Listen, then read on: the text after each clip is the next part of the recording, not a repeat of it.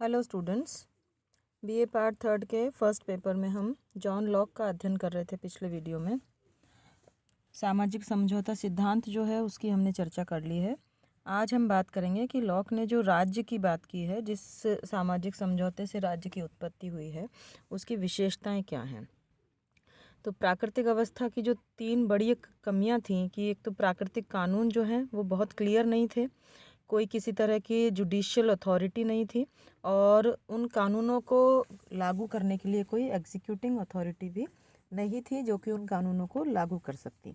यानी कि प्रॉपर तरीके से लेजिस्लेचर, एग्जीक्यूटिव और जुडिशरी इनका अभाव था। तो इन अभावों की पूर्ति करने के लिए जो राज्य का निर्माण हुआ उसमें जिस तरह की विशेषताएं उनके राज्य के अंतर्गत दिखाई देती हैं उन पर हम चर्चा कर लेते हैं बिंदुवार।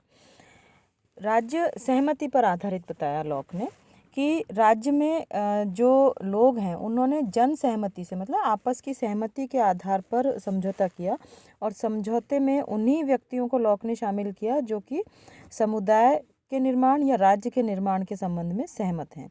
जो व्यक्ति राज्य में नहीं रहना चाहते वो अपना पहले के अनुसार प्राकृतिक अवस्था में अपना जीवन बिता सकते हैं। यानी कि समझौते में जो लोग शामिल हो रहे हैं इसका मतलब वो सहमति से शामिल हो रहे हैं। दूसरा, उन्होंने राज्य को जन कल्याण का एक साधन बताया। लोक कल्याण की हम आज भी बात करते हैं। जो हमारा आज का मॉडर्न डेमोक्रेटिक स्टेट जो है वो पूरी तरीके से एक वेलफेयर स्टेट कहा जाता है। लोक कल्याणकारी राज्य की संज्ञा दी जाती है जिसमें कि लोक कल्याण के लिए काम किए जाते हैं राज्य के द्वारा। तो लॉक के अनुसार राज्य जो है वो साधन माना गया है और जन कल्याण के साधन के लिए ही उसका निर्माण हुआ है। व्यक्ति साध्य है और राज्य साधन है। राज्य व्यक्ति के लिए है, व्यक्ति राज्य के लिए नहीं है, क्योंकि वो बार बार ये बात कहता है कि राज्य का जो उद्देश्य है, जो भी गवर्नमेंट का शासन सत्ता का जो उद्देश्य है वो जनता की भलाई करना है। तो इस हिसाब से हम देख सकते हैं कि राज्य को वो बहुत ज़्यादा ऊपर का दर्जा नहीं देता। उसके अनुसार राज्य जो है वो व्यक्ति के जीवन में जो भी अधिकार हैं, व्यक्ति के जीवन की रक्षा, उसके संपत्ति की रक्षा, उसके अधिकारों की रक्षा, स्वतंत्रता की रक्षा, इन सब अधिकारों की रक्षा करने के लिए एक साधन मात्र है। राज्य को उसने सीमित बताया और मर्यादित बताया, यानी कि उस पर सीमाएं हैं राज्य के शासन प्रक्रिया पर। वो निरंकुश राज्य की बात नहीं करता। जैसे कि कुछ उसके अनुसार उसने उसको एक लाइन में हम कोट कर सकते हैं, मनुष्यों द्वारा राज्य के निर्माण का उद्देश्य संपत्ति का संरक्षण है। यानी कि राज्य के ऊपर सबसे बड़ी सीमा तो ये हो गई कि वो कभी भी ऐसा कोई काम नहीं करेगा या नहीं कर सकता जिससे कि नागरिकों की संपत्ति का अपहरण हो सके, और कोई भी जो इस तरह का काम नहीं कर सकता जो कि जिस उद्देश्य से राज्य का निर्माण हुआ है उसका हनन हो सके। तो इस दृष्टि से देखा जाए तो राज्य इस उद्देश्य रूपी न्यास का एक संरक्षक मात्र है, ट्रस्टी मात्र है। तो राज्य अपनी समूची शक्ति और अधिकारों का प्रयोग केवल नागरिकों के अधिकारों की रक्षा और उनके हितों की रक्षा के लिए ही कर सकता है।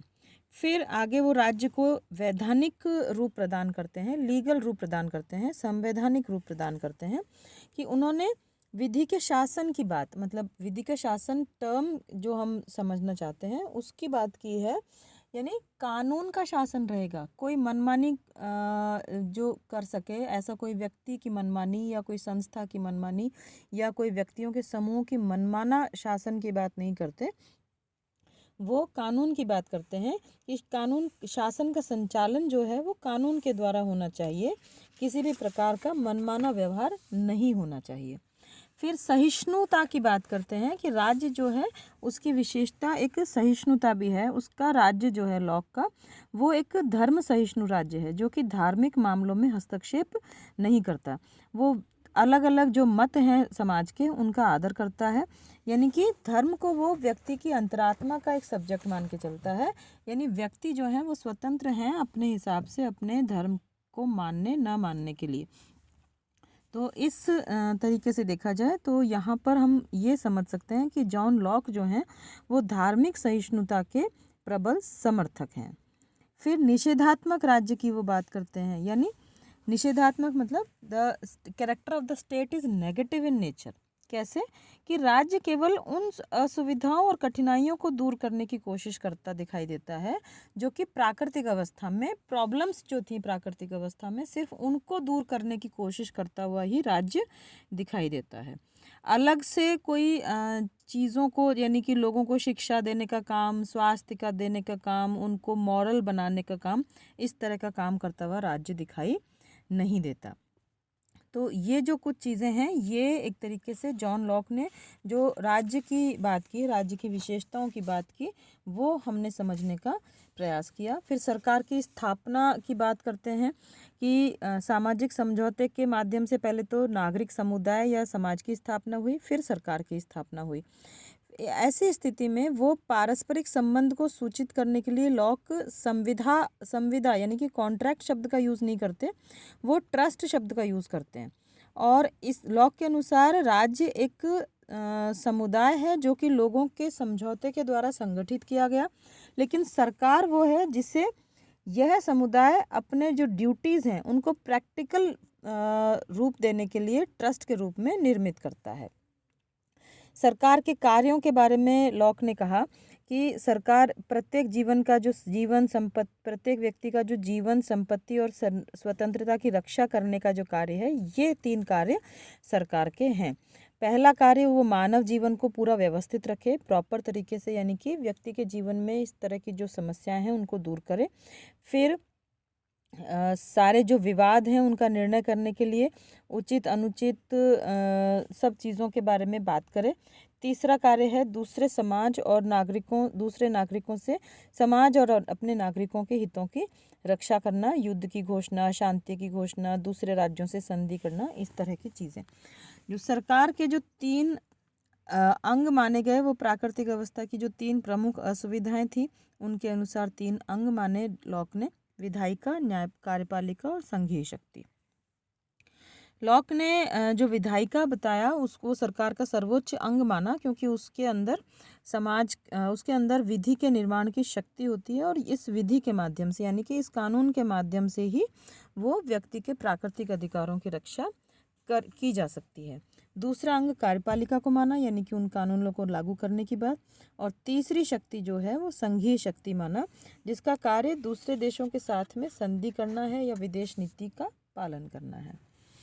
तो इस प्रकार से शक्ति पृथक्करण की भी थोड़ी बहुत जो बात है वो दिखाई देती है जॉन लॉक के चिंतन में।